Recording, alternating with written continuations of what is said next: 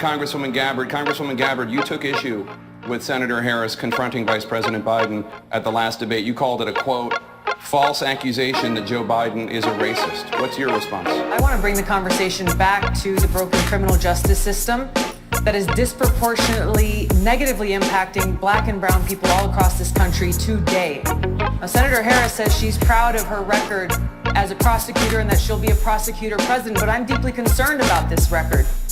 There are too many examples to cite, but she put over 1,500 people in jail for marijuana violations and then laughed about it when she was asked if she ever smoked marijuana. She blocked evidence. She blocked evidence that would have freed an innocent man from death row until the courts forced her to do so. She kept people in prison beyond their sentences to use them as cheap labor for the state of California. And she fought to keep cash bail system in place that impacts poor people in the worst kind of way. Thank you, Congresswoman. Senator Harris, your response. As the elected Attorney General of California, I did the work of significantly reforming the criminal justice system of a state of 40 million people, which became a national model for the work that needs to be done. And I am proud of that work.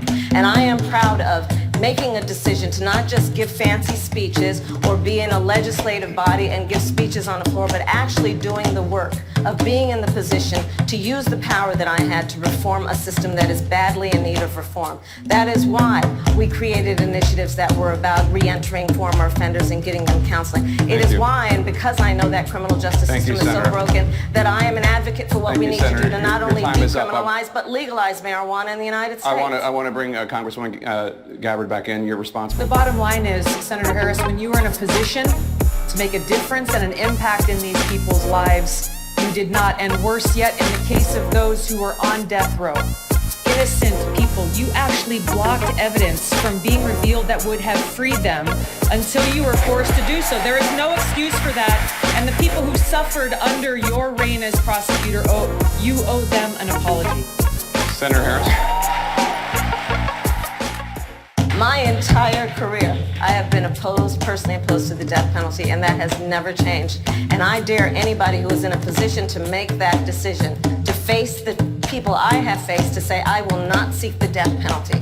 That is my background. That is my work. I am proud of it. I think you can judge people by when they are under fire, and it's not about some fancy opinion on a stage, but when they're in the position to actually make a decision, what do they do? When I was in the position of having to decide whether or not to seek a death penalty on cases I prosecuted, I made a very difficult decision that was not popular to not seek the death penalty. History shows that, and I am proud of those decisions. So there are a lot of reasons why we need to legalize. Have you ever smoked? I have. Okay. Like in And college, I inhaled. I did inhale. Okay. It was a long time ago. But yes. I know you have to go. They say you have to go. I just broke loose. I mean, was it in college? See, I like stuff like that. That's a real honest answer. Real. Was it a blunt or joint? It was a joint. Hey. Yeah. You remember the high? I do. So if it was legalized all throughout the country and medicinal, would you do it? Listen, I think that it gives a lot of people joy, and we need more joy. We need more joy in this world. We need more joy in this world. We need more joy in this world. We need more joy in this world. We need more joy in this world. We need more joy in this world. We need more joy in this world.